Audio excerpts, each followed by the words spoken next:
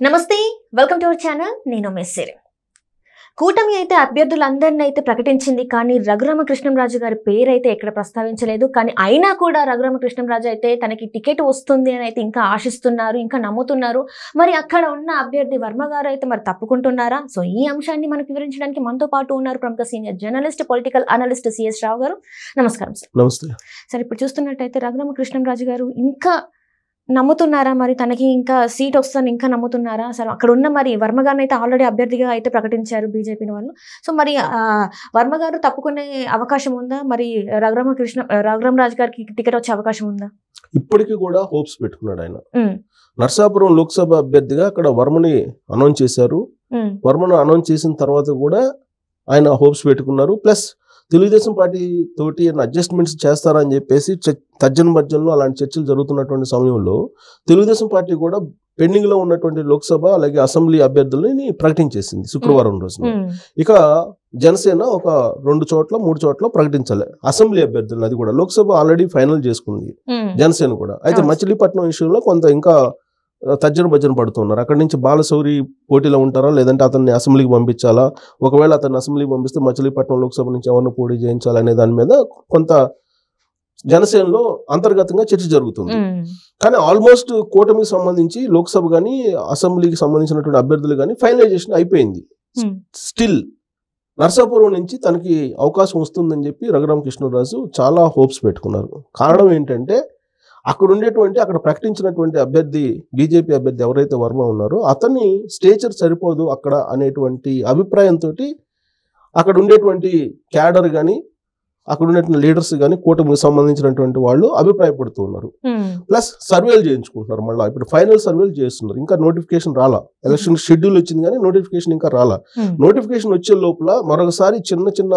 మార్పులు ఉండేటువంటి అవకాశం ఉంది కూటమిలో అనేది వినిపిస్తుంది ఆ మార్పుల్లో నర్సాపురం ఉంటుంది నర్సాపురంలో లోక్సభ స్థానం తనకే వస్తుంది అనేటువంటి ఒక విశ్వాసంతో రఘురామకృష్ణరాజు ఉన్నారు దానికి కారణం ఏంటంటే తొలి నుంచి కూడా రఘురామకృష్ణరాజు బీజేపీకి సంబంధించిన అగ్రనేతలతోటి లైజనింగ్ తోటి ఉన్నారు నరేంద్ర మోడీతో కానీ అమిత్ షాతో కానీ నడ్డాతో కానీ గడ్కరీతో కానీ వీళ్ళందరితోటి కూడా కార్డియల్ రిలేషన్ రఘురామకృష్ణరాజు మెయింటైన్ చేస్తూ ఉంటారు అసలు ఒకనొక సమయంలో అసలు పొత్తు కుదరడానికి బీజేపీ జనసేన తెలుగుదేశం పార్టీ పొత్తు కుదరడానికి ఆయన ఒక కారణము అని చెప్పి కూడా టాక్ నడిచింది ప్లస్ ఢిల్లీలో లైజనింగ్ చేసి తర్వాత ఢిల్లీలో కార్డియల్ రిలేషన్ మెయింటైన్ చేసి కేంద్ర ప్రభుత్వంలోని పెద్దలతోటి అనేక అంశాల మీద ఆయన జోక్యం చేసుకున్నారు అనేక అంశాల్లో అనేది కూడా వినిపించింది ఈవెన్ తెలుగుదేశం పార్టీ జాతీయ అధ్యక్షుడు చంద్రబాబు నాయుడు రిమాండ్ మీద రాజమండ్రి సెంట్రల్ జైలుకి వెళ్ళినప్పుడు కూడా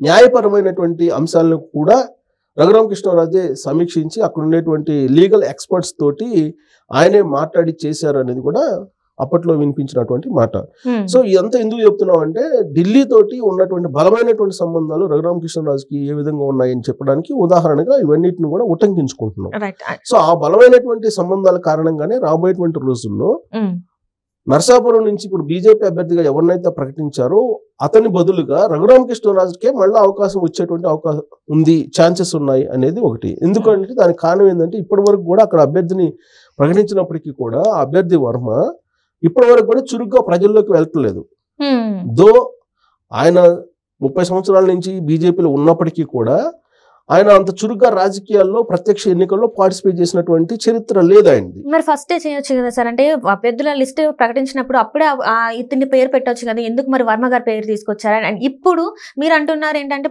ఫస్ట్ నుంచి కూడా బీజేపీ నాయకులతో సత్సంబంధాలు ఉన్నాయని మరి ముందు ఎందుకు రాలేదు ఇప్పుడు ఎందుకు మళ్ళీ మార్చే అవకాశం ఉంది అసలు సో ఒకటేంటంటే దానికి రకరకాల కారణాలు చెప్తున్నారు ఒకటేంటంటే బీజేపీలో అఫీషియల్ గా ఇంకా రఘురామకృష్ణరాజు జాయిన్ కాలేదు జాయిన్ అయ్యి ఉంటే గనక ఆయన పేరుని పరిశీలించి ఆయన ఫైనల్ చేసిండే వాళ్ళు అనేది ఒకటి చెప్తూ ఉన్నారు ఇంకోటి ఏంటంటే తెలుగుదేశం పార్టీ నుంచా లేకపోతే బీజేపీ నుంచి నర్సాపురం కోటా ఉంటుందా అనేది కొన్ని రోజుల పాటు కన్ఫ్యూజన్ నడిచింది సో ఈ క్రమంలో రఘురామకృష్ణరాజు ఏ పార్టీ తరఫు నుంచైనా జనసేన నుంచైనా లేకపోతే బీజేపీ నుంచైనా తెలుగుదేశం పార్టీ నుంచైనా ఏ పార్టీ తరఫు నుంచైనా కూటమి అభ్యర్థిగా నర్సాపురం నుంచి పోటీ చేస్తారు అనేది ఆయన తాడేపల్లిగూడెం జెండా సభలోనే చెప్పారు రఘురామకృష్ణరాజే చెప్పారు పార్టీకి ఏ పార్టీకి అది వచ్చినా గానీ షేరింగ్ లో సీట్ల షేరింగ్ లో తానే అభ్యర్థి అనేటువంటి విషయాన్ని చంద్రబాబు నాయుడు పవన్ కళ్యాణ్ సమక్షంలోనే ఆ వేదిక మీదనే ఆయన ప్రకటించడం జరిగింది. సో ఆ రోజే ఫైనల్ అయిపోయింది. పార్టీ దేనికి వచ్చినా కానీ నరసాపురం సీట్ల షేరింగ్ లో ఏ పార్టీకి వచ్చినప్పటికీ కూడా అభ్యర్థి మాత్రం రఘురామకృష్ణరాజే అనేది వచ్చింది. అయితే ఇక్కడ జరిగింది ఏంటంటే టెక్నికల్ ఇష్యూ ఏంటంటే వాస్తవంగా ఆంధ్రప్రదేశ్ బీజేపీ అధ్యక్షురాలు పురంధరేశ్వరి లోక్సభకు సంబంధించి ఇద్దరు పేర్లని అందుబాటులో ఉండేటువంటి వాళ్ళు మెరుగైనటువంటి అభ్యర్థులు ఎవరైతే ఉన్నారో లోక్సభ నియోజకవర్గాల వారీగా 2 పేర్లు, అసెంబ్లీ నియోజకవర్గాలకు 3 పేర్లు పంపించడం జరిగింది. సాధారణంగా ఏ పార్టీలైనా జాతీయ పార్టీలో జరిగేది ఏంటంటే ఇక్కడ రాష్ట్ర శాఖ రికమెండ్ చేసి పంపించినటువంటి పేర్లనే పరిశీలించి వాళ్ళల్లోనే ఒకటి ఫైనల్ చేస్తారు. ఆ పేర్లలో రఘురామకృష్ణరాజు పేరు లేదు. ఎందుకు లేదు? అఫీషియల్గా ఆయన బీజేపీలో చేరలేదు కాబట్టి ఆయన పేరుని పరిశీలనలోకి పంపించలేదు కాబట్టి బీజేపీ పార్లమెంటరీ బోర్డు యాజ్ యూజువల్గా ఫైనల్ చేసి లిస్ట్ పంపించేసింది. ఒక ఆంధ్రప్రదేశే కాదు కదా బీజేపీకి 543 స్థానాలు భారతదేశ వ్యాప్తంగా 543 స్థానాల్లో భాగస్వామ్య పక్షాలకి వాళ్ళందరికీ కూడా అభ్యర్థులు ప్రకటించడం ఇవన్నీ ప్రక్రియ అక్కడ కొనసాగుతూ ఉంటుంది. సో అఫీషియల్ గా వచ్చినటువంటి వాటిలో మెరుగైనటువంటి వాళ్ళది టిక్కు కొట్టి పంపిస్తూ ఉంటారు. అలా క్యాజువల్ గా పంపించినటువంటి లిస్ట్ గా మనం భావించాల్సి ఉంటుంది. అది అంటే ఇది ఏది కాకుండా వైసీపీ కోవట్లు ఉన్నారు బీజేపీలో, వాళ్ళు చెప్పినందువల్లనే ఇప్పుడు రఘురామకృష్ణరాజు గారికి సీట్ ఇవ్వలేదని కూడా వార్తలు వస్తున్నాయి. మరి అందులో వాస్తవం లేదంటారు? అది కూడా ఉంది. ఎందుకంటే రఘురామకృష్ణరాజు అలాంటి లీకులు ఇచ్చారు. వైఎస్ఆర్ కాంగ్రెస్ పార్టీకి సంబంధించిన కోవట్లు కొంతమంది బీజేపీలో ఉన్నారు. వాళ్ళు తన అభ్యర్థిత్వాన్ని అడ్డుకునేటువంటి ప్రయత్నం చేసి ఉంటారేమో అనేటువంటి అనుమానాన్ని ఆయన వ్యక్తం చేశాడు. అదొక కారణంగా చెప్తున్నారు. కానీ వాళ్ళకి అంత స్టేచర్ లేదు అనేది బీజేపీలో. వాళ్ళ స్టేచర్ ఉంటే వాళ్ళకే ఇప్పుడు అభ్యర్థిత్వం ఎక్కడా లేదు కదా, అసెంబ్లీలో లేదు, లోక్సభలో లేదు. వాళ్ళకే ఎవరైతే కోవట్లుగా ఉన్నారో బీజేపీలో వైఎస్ఆర్ కాంగ్రెస్ పార్టీ కోవట్లుగా ఎవరినైతే భావిస్తూ ఉన్నారో ఆ 3 లేకపోతే ఆ 4 వాళ్ళకి ఇప్పుడు డైరెక్ట్ ఎలక్షన్ లో పార్టిసిపేట్ చేసేటువంటి అవకాశం లేదు కదా.